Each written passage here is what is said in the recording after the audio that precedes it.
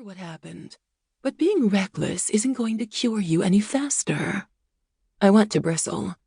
I want to turn and yell about all the things she doesn't understand. But instead, the air in my lungs deflates as she turns and makes her way to the bow. Those are the limits of my curse. A curse that means half my soul and all my magic lives within Bastion. And, like today, every attempt to break it only ends in failure. The docks are filled with royal soldiers and servants who draw back as we approach Erida's docks, where the fog camouflages the visiting ships, turning their sails opaque. Instinctively, my chest seizes when I see the figures waiting there for me, knowing it's no longer time to be a captain, but a queen. "Toss the anchors!"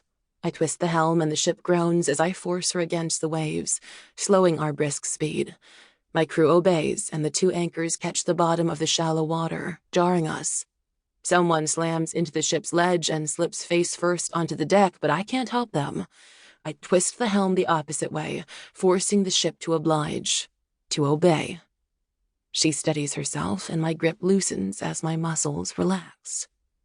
The moment we hit the shore, my crew spurs into action. Some focus on righting the anchors and dropping the sails, while others toss themselves upon the shore to secure the ship. They lower the ramp onto sand red as blood, where Mira, my lady-in-waiting, stands in a thick black cape with a collar of white wool fur that stretches to her modest chin, tight and suffocating. Her matching gloved hands are folded before her, eyes narrowed with the perpetual worry I've grown accustomed to. "You're late!" Her breath steams the air, creating whirls that shroud the faces of royal staff who straighten as I approach.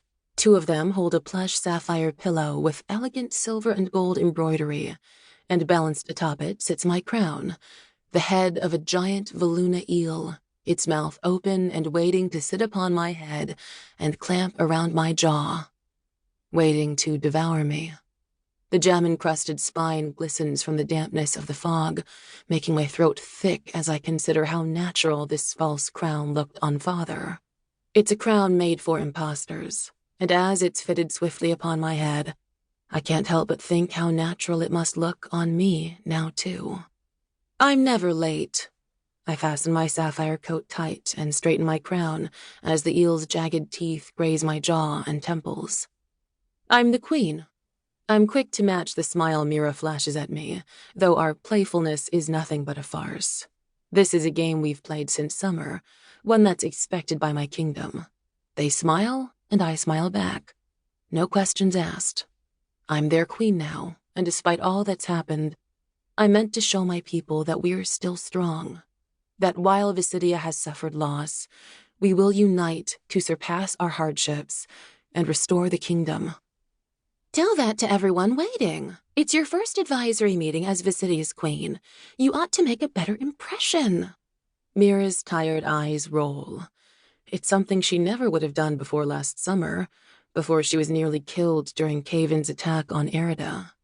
Now, though, she's relaxed, willing to tell anyone what's on her mind, including me. I'm glad for it. I'm glad for the color in her cheeks and the energy in her step. I'm glad that she's alive. Not everyone was so lucky. The Queen Dowager is waiting with the advisors in the throne room, Mira begins, but those words ignite a wicked chill within me. It blossoms in my stomach and wraps claws around my throat. Don't call her that. Dowager. I practically hiss at the title, not needing an additional reminder that Father is dead. The remnants of his charred body feeding the fish as he rests at the bottom of the sea. When you're in my presence, call her by her name. Mira's cheeks flush, and I try not to let the embarrassment from my outburst show. When she opens her mouth, I wave her words away, not wanting the apology that lingers on her tongue.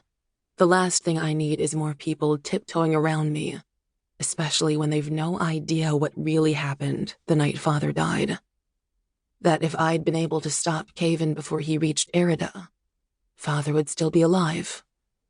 I'd be the princess, and my soul would still be in one piece. But that's far from the fate the gods cursed me with. I shove my hands deep into my coat pockets before anyone can see how fiercely they tremble, and raise my